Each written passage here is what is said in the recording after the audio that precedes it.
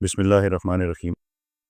ہماری یہ جنریشن شاید پہلی جنریشن ہو جن کے پاس وہ علم ہے، وہ سائنس کی نالج ہے، جن کے ذریعے سے وہ قرآن شریف کی ان باتوں کو سمجھ پا رہے ہیں، ان رازوں کو سمجھ پا رہے ہیں جو اللہ اور اللہ کے خاص بندوں کے علاوہ شاید کوئی نہ سمجھ پائے، اور یہ بھی اللہ کا فضل ہے اس جنریشن پر۔ اللہ تعالیٰ نے قسم کھائی فلا اقسم بمواقع النجوم، اور ہمیں پتہ چلا کہ ہاں، جب بھی کوئی ستارہ مرتا ہے تو اس کے آؤٹر کور سے میں، آپ اور اس دنیا میں موجود ہر چیز بنتی ہے۔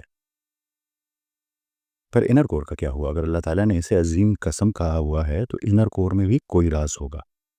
وہ راز کیا ہے؟ آئیے اسے سمجھتے ہیں۔ اللہ تعالیٰ نے قرآن شریف میں ایک اور قسم کھائی، اور وہ بھی ایک عجیب قسم۔ سورہ طارق میں بسم اللہ الرحمن الرحیم، والسماء والطارق۔ اللہ تعالیٰ نے کہا قسم ہے آسمان کی اور قسم ہے طارق کی، پر طارق ہے کیا؟ وما ادراک ما الطارق۔ اللہ تعالیٰ نے خود پوچھا، اور تمہیں کیا معلوم کہ طارق کیا ہے؟ جیسے کہ میں نے آپ کو پچھلی قسط میں بتایا تھا، جب میں اپنے حج کے سفر پر تھا تو یہ سوال میرے ذہن میں بھی آیا، اور میں جو چند سوالات اپنے ساتھ لے کے گیا تھا کہ عربک کے جو نیٹو اسپیکر ہیں میں ان سے پوچھوں گا، ان میں سے ایک تھا طارق۔ تو جب میری ملاقات عہدے سے ہوئی تو میں نے ان سے پوچھا کہ طارق کے معنی کیا ہے۔ عہدے نے، چونکہ اس کی انگلش اچھی نہیں تھی، تو اس نے کچھ اس طرح کا اشارہ کرنا شروع کر دیا۔ پھر گوگل ٹرانسلیٹر نکال کے جب اس نے ٹائپ کیا تو مجھے سمجھ آیا کہ طارق کا مطلب ہے ناکنگ، دستک دینا، کھٹکھٹانا، یہ ہے طارق کا مطلب۔ پر اللہ تعالیٰ نے ناکنگ کی، دستک کی قسم کیوں کھائی، اور پھر خود پوچھا وما ادراک ما الطارق، اور تمہیں کیا معلوم کہ طارق کیا ہے؟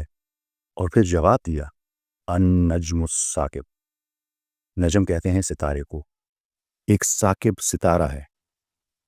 یہاں پہ پھر ثاقب لفظ کے معنی کو سمجھنا ہوگا۔ اگر آپ تھوڑی سی گوگل پہ بھی ریسرچ کریں تو آپ کو پتہ چلے گا کہ عربک میں ثاقب کے دو معنی ہیں، ایک شائننگ، بہت چمکیلا، دوسرا پیئرسنگ، چیر دینے والا، یعنی کس چیز میں سوراخ کرنے والا۔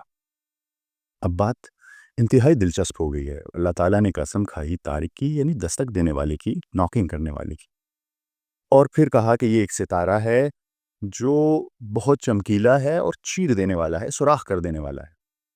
یہ بڑی عجیب بات تھی۔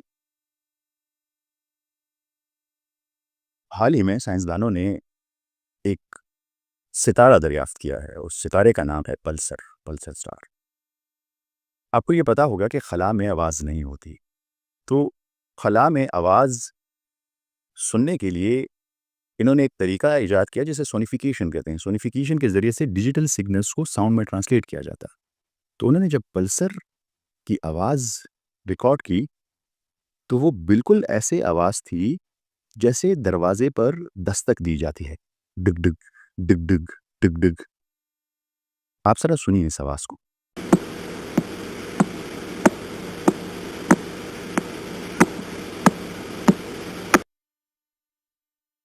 اور اس کا نام بھی پلسر اس وجہ سے رکھا گیا کیونکہ پلس کی آواز بھی ایسے ہی ہوتی ہے، ڈب ڈب ڈب ڈب ڈب ڈب، بالکل ناکنگ والی آواز۔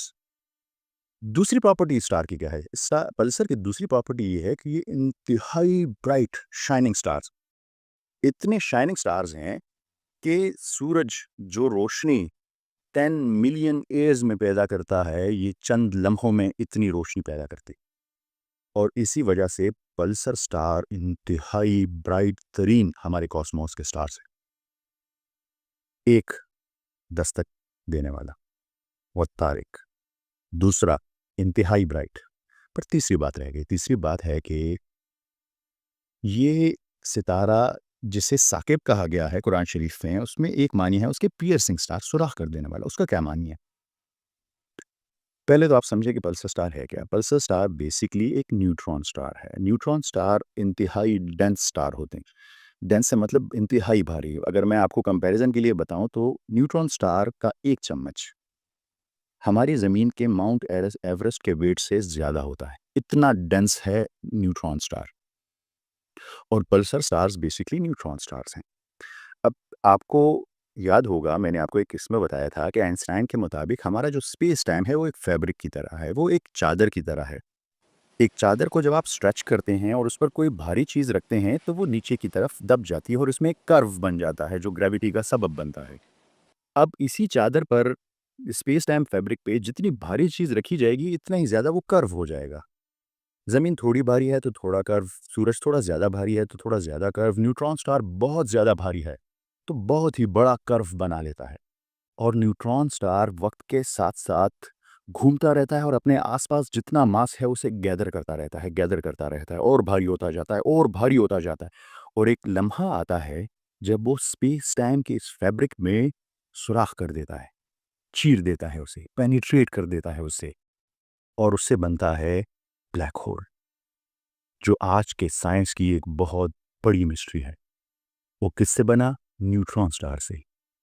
اور نیوٹران سٹار کس سے بنا؟ فلا اقسم بمواقع النجوم. یاد کیجئے وہ عظیم قسم، اور نہیں میں قسم کھاتا مگر ستارے کے گرنے کی.